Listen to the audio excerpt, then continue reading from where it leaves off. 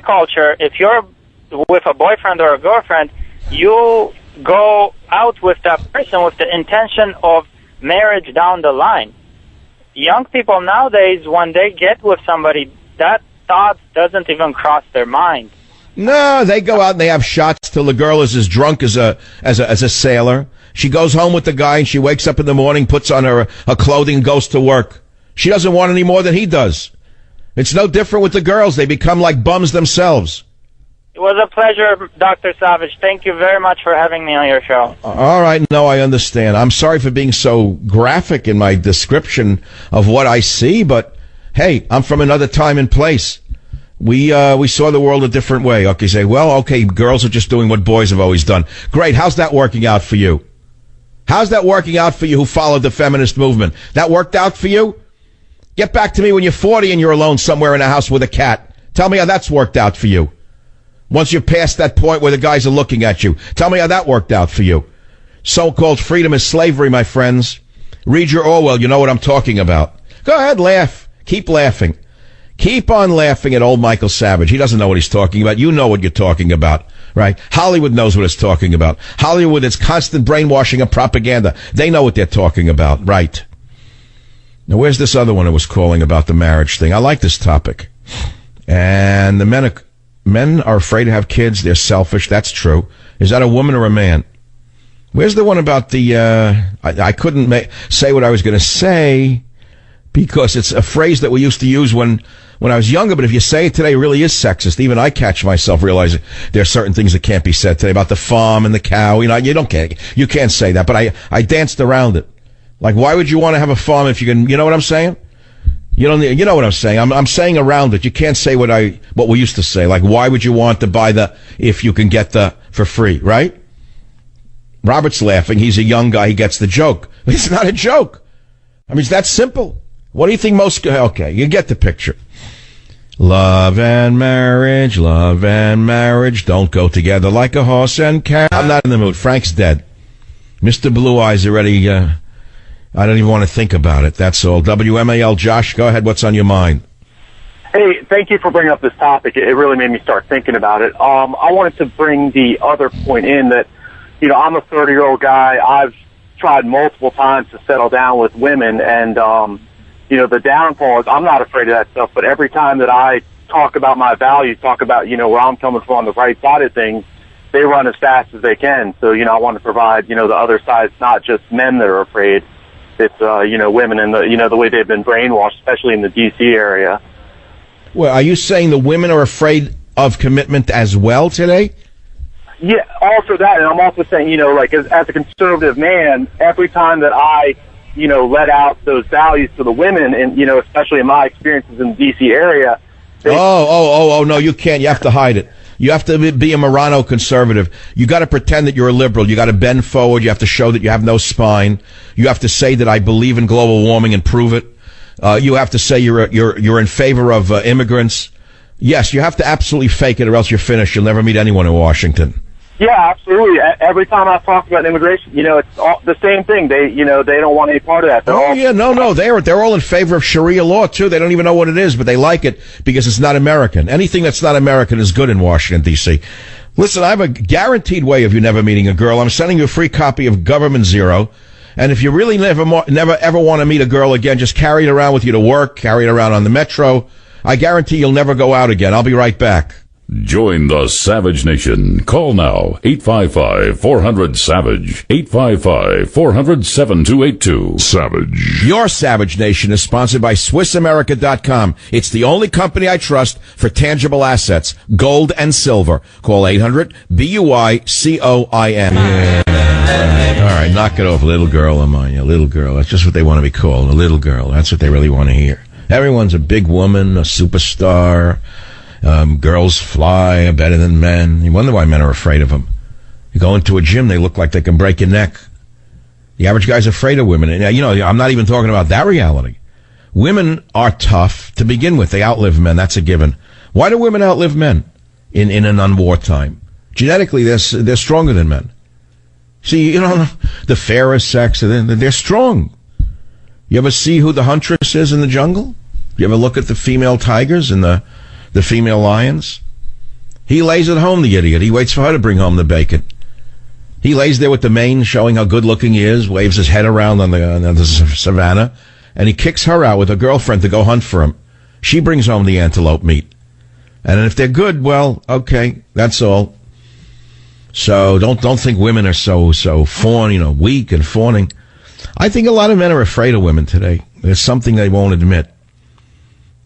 They're not. I don't. This is a hard topic, but a lot of men are afraid of women today. And I'm not blaming women for being tough. They had to change over the last 20, 30 years into something different than they were. Certainly different than their mothers. The stay-at-home mom, the cooking, and the this and the that. Most women, who would want to do that? But as a result, the family has fallen apart in plain English. So who's having the large families? Basically very religious and very big immigrant families. Is it as simple as that? Educated women, what do they want to do? They want to make a living. They want to do what guys who travel, climb mountains, jump out of airplanes, who knows what. What do? Tell people how to live? So as a result, there'll be none of them left. No reproduction, that's all. It's not their problem. They're not worried. So they don't see beyond. They're not living for a society. They're not living for more specifically for a race. Let's put it to you that way. They don't see themselves as a part of a racial identity, nor, for that matter, do they see themselves part of a nation at all. They're self-driven, and I don't mean just women. I'm talking about a generational thing. People don't care about the nation they live in. They don't identify with the nation they live in. They're not as gung-ho about borders, language, and culture as I am or many of you are. They don't see it that way. And as a result, evil people like George Soros and the Zuckerbergs of the world, can virtually get away with anything that they want to get away with. That's my estimation of what's going on. People say, what do I care about the country? What has it got? What's it for me? Remember JFK made that great statement, ask not what your country can do for you, but what you can do for your country. I was a young kid. I was a young teacher. I remember how that struck me. You talk about great lines that can motivate a generation. I was a young kid. I had nothing. I was a young teacher. I had no direction, but we had a leader, a wonderful leader, John F. Kennedy Jr. I don't care about the Marilyn Monroe and the philandering. That was his business. It didn't really bother me one way or the other. I paid no attention to it. All I know is that when he said, ask not what your country can do for you, but what you can do for your country, I was motivated. And I started to think about what I could do for my country. Now, compare that to the thing in the White House right now. Compare it to the thing in the White House who says to you every day, telling you every day, that if you're weak, if you're downtrodden, if you're lazy, if you're a bum, if you're a non-citizen, step right up, he'll take care of you. Doesn't matter if you give anything to the country, because to him there is no country. He's a man basically without a country. So he tells everyone from around the world, come in and step on us, and we'll give you everything you want for nothing. Look at the difference between one and the other. Well, that's, again, one man's opinion. That's how I see it. And so, if JFK were alive today, not the junior part, he was lost in a mysterious airplane accident, by the way.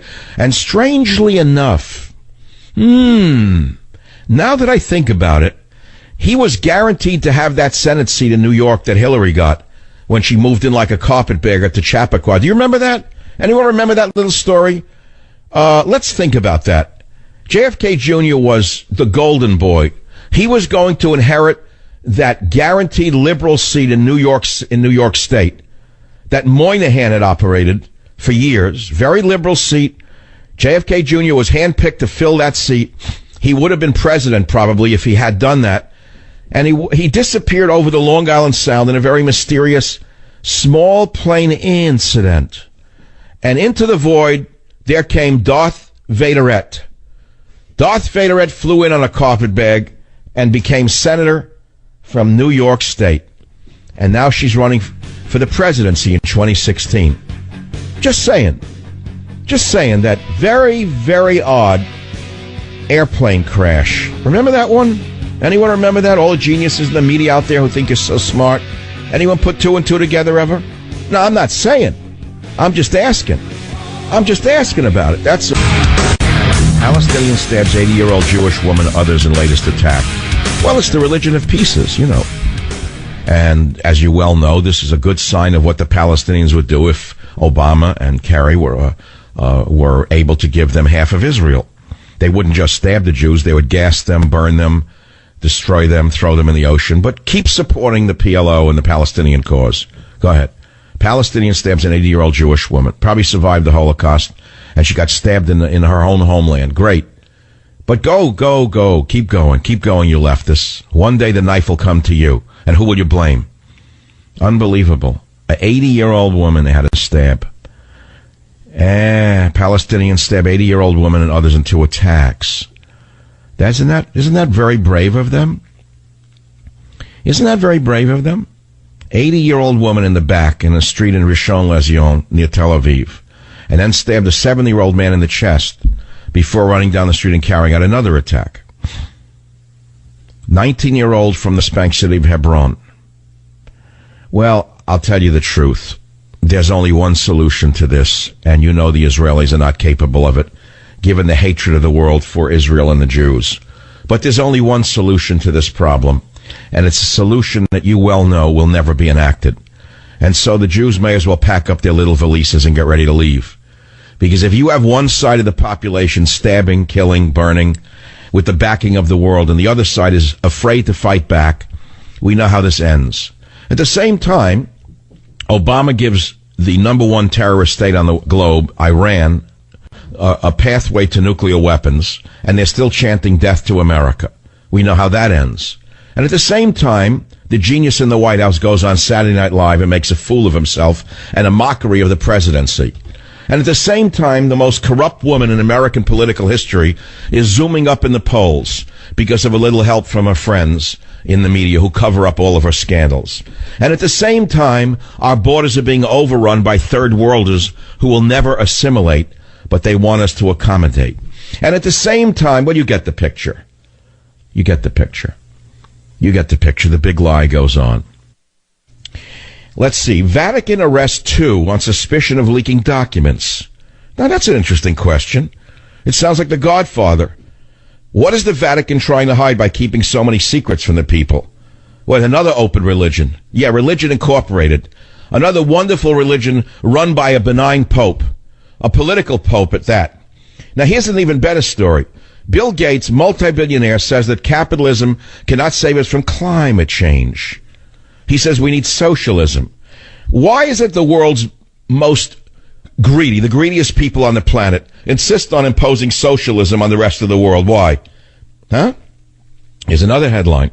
Pope heading to Mexico to address violence and immigration. 8-day visit. The peripatetic Pope. Look it up. It's an actual word. I learned it in high school. The peripatetic Pope. Another one who can't sit still. Another meddler that has to travel around the world to bust down borders. Why is the Pope trying to erase borders all over the world? What is behind the Pope's continued meddling in immigration issues on America's border? Why is he stimulating and steaming up the people to come crashing into our home? There are other stories. New Obama executive order will ban government from asking criminal history on job applications. That's good. Flood America with illegal aliens and then flood businesses with criminals. That makes good sense. Conflict of interest. Bill Clinton is on the board of the Commission on Presidential Debates. It doesn't get any better. And over the weekend, I received a review from ChristianMoney.com, and the headline read, "Will blockbuster Government Zero see Michael Savage banned from the Vatican?" It kind of caught me by surprise. I thought it was another repeat of 2009. When I woke up on the Drudge Report, I read, talker Michael Savage banned from Britain. So I said, what do you mean, I'm banned from the Vatican? I didn't even apply to go to the Vatican. I never intended to go to the Vatican. I'd be afraid to go to the Vatican. It looks like catacombs to me. I did actually go to the Vatican once. Well, now that I think about it, it's a great review by James L. Parrish. I linked it up on michaelsavage.com, and I put it on my Facebook site. And he talks about the Vatican. And he said, I won't be able to go there. And he's a religious guy. Well, the fact of the matter is I did go there. Way back in 1964, I did my big trip to Europe with my 20-year-old friends, mainly to look for girls in Europe who we thought were, let us say, a little freer than American girls. I mean, that's all we went. We didn't go for the culture. I mean, let's be real. I remember being 20. We went there for the culture, the museum. Well, we went to the museums, but mainly we went to the museums to look for smarter girls, that's all. But it was all about girls. That's all it was when you're 20. So we go, 22. So we go to the Vatican, and I thought it was this holy pilgrimage I was going to do. And I go to the Vatican,